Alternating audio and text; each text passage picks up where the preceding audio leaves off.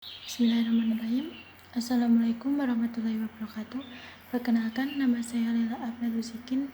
NIM saya 102190128. Saya dari kelas Hukum Ekonomi Syariah semester 3. Di sini saya akan mempresentasikan tugas mata kuliah Sejarah Pemikiran Ekonomi Islam tentang kontribusi pemikiran ekonomi Umar Japra. Umar Japra adalah seorang ekonom kelahiran Pakistan pada 1 Februari 1933. Dia meneruskan pendidikan strata 1 dan magister di Karachi, Pakistan. Kemudian meraih gelar PhD pada bidang ekonomi pada tahun 1961 dengan predikat cum laude di Universitas Minnesota, Minneapolis, Amerika Serikat.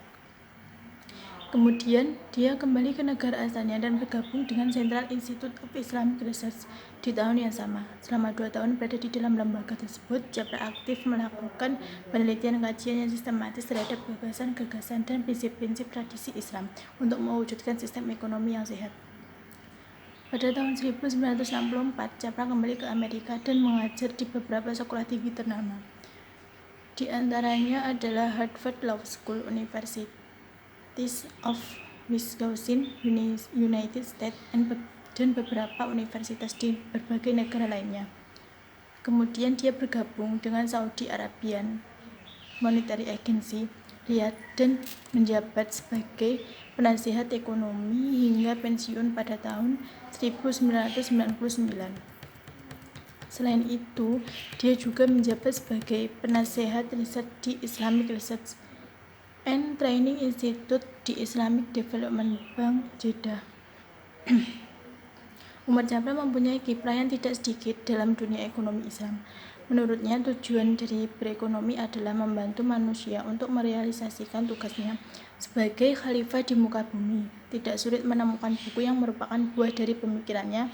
Beberapa pemikirannya yang terkenal adalah mengenai konsep hayatan thayyiban, konsep kebijakan moneter dalam Islam, dan konsep perbankan syariah. Yang pertama, konsep falah dan hayatan thayyiban. Umar Japra menjelaskan mengenai aktualisasi konsep falah dan hayatan thayyiban yang merupakan inti dari tantangan ekonomi bagi negara-negara muslim. Sebab kedua konsep ini berasal dari Islam, diajarkan Islam, dan hendaknya pula diterapkan dalam kehidupan muslim untuk mewujudkan kebahagiaan dunia akhirat. Hal ini menuntut peningkatan moral, persaudaraan, dan keadilan sosioekonomi dengan pemanfaatan sumber-sumber daya yang langka untuk mengentaskan kemiskinan, memenuhi kebutuhan, dan meminimalkan kesenjangan pendapatan dan kekayaan.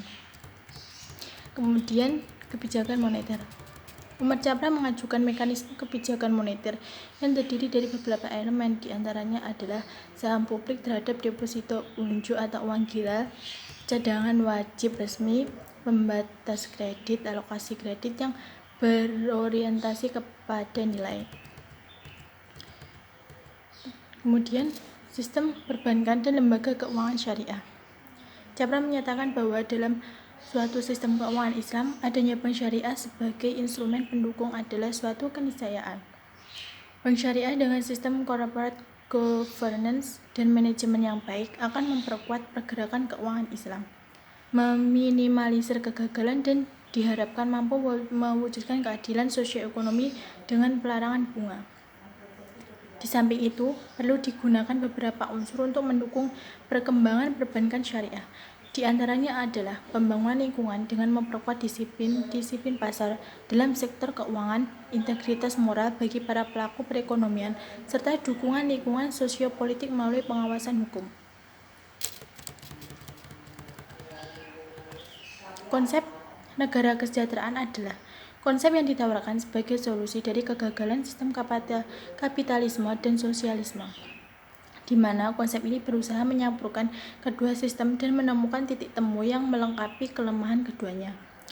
Sejahtera bukan berarti yang kaya, namun yang ideal, yaitu keadaan di mana terjadi keseimbangan antara keadaan material dan spiritual yang diperoleh dari sumber-sumber daya yang ada.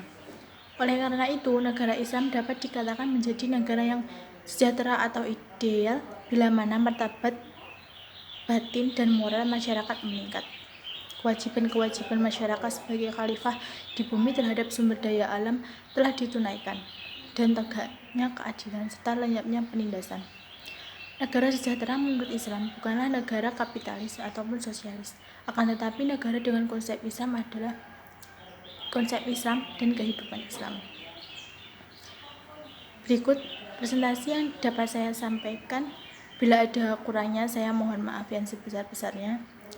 Wassalamualaikum warahmatullahi wabarakatuh.